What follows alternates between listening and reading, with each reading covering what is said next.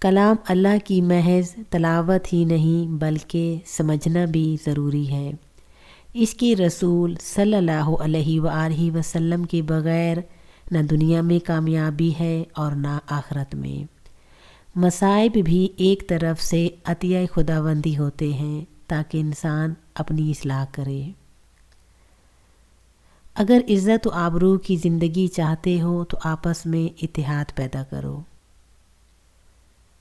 کامیاب و کامران زندگی یہی ہے جہاں رہو، جس حال میں رہو، خوش رہو۔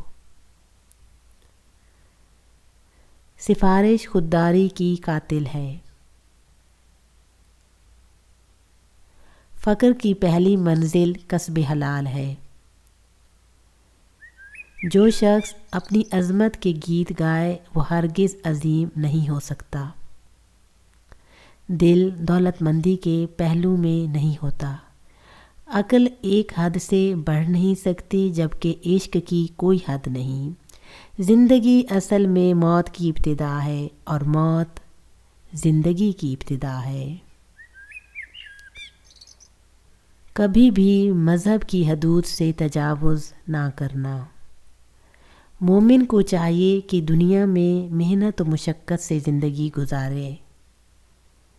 غلامی اور محکومی بہت بڑی لعنت ہے۔ ہر معاملے میں خدا پر بھروسہ کرنا ہی مسلمانی ہے۔ قطرہ دریا کے باہر ہے، جب دریا میں مل جائے تو دریا ہے۔ علی الصبح جس گھر میں تلاوت قرآن پاک ہو وہ قابل تحسین ہے۔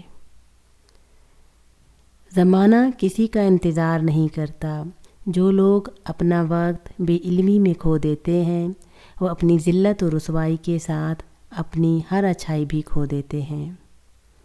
غلامی سے بڑی کوئی لعنت نہیں۔ غلامی میں آدمی وہ کچھ کہہ سکتا ہے اور کر سکتا ہے جو وہ نہ کہنا چاہتا ہے اور نہ کرنا چاہتا ہے۔ مخالف طاقتوں سے گھبرانا نہیں چاہیے بلکہ جدوجہد میں تیزی پیدا کرنا ضروری ہے کیونکہ یہی زندگی ہے۔ انصاف ایک بیش بہا خزانہ ہے، اس کو رحم سے دور ہی رکھنا چاہیے۔ خوشی ایک عارضی چیز ہے جبکہ روح کا اصل تو غم ہے۔ صرف کلام اللہ شریف ہی مسلمانوں کے لیے نجات کا ذریعہ ہے۔ پہلے وقتوں میں تعلیم کم تھی اور علم زیادہ۔ آج کل علم کم ہے اور تعلیم زیادہ۔